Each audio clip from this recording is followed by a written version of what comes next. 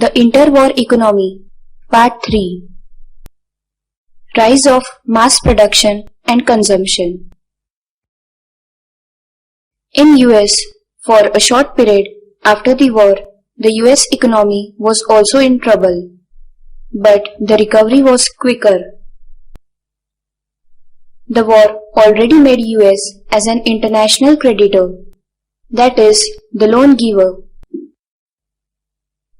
US also achieved strong economic growth in early 1920s.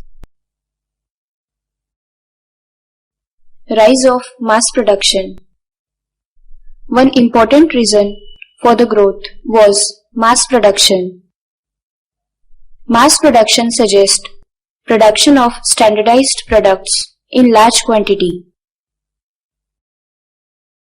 Car manufacturer Henry Ford was known as pioneer of mass production. He adopted assembly line method for mass production. In this method, the work is divided into stages.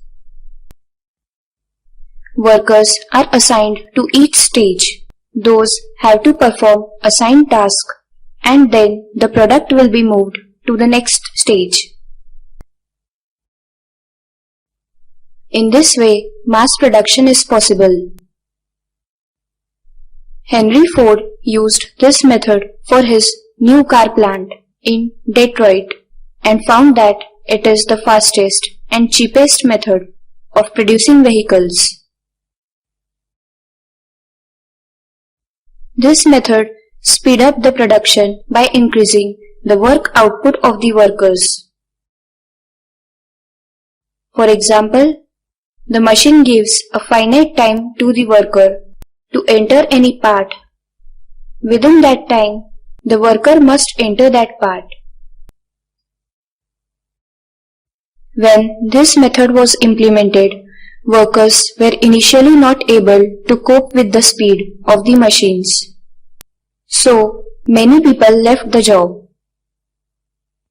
Ford desperately doubled the daily wage to $5 in January 1914 and banned trade unions in his plants.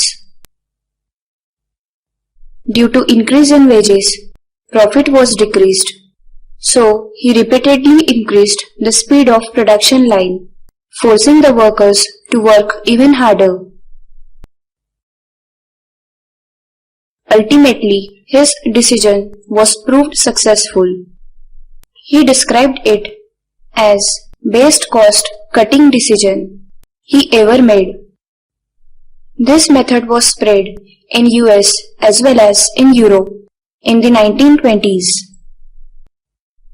The assembly line method lowered the production cost and prices of produced products and improved the wages of the workers.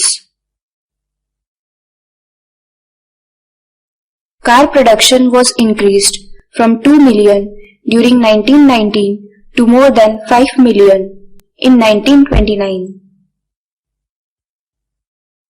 Rise of consumption. The consumption was increased by using system of hire purchase, in which the buyer is allowed to pay for purchased product in weekly or monthly installments.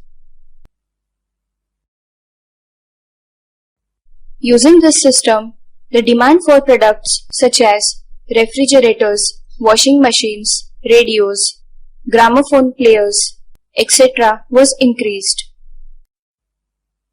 In 1920s, large investments in housing and consumer goods increased the employment and income of people, enabling people to buy more goods. In 1923, US again became the capital exporter and largest overseas lender.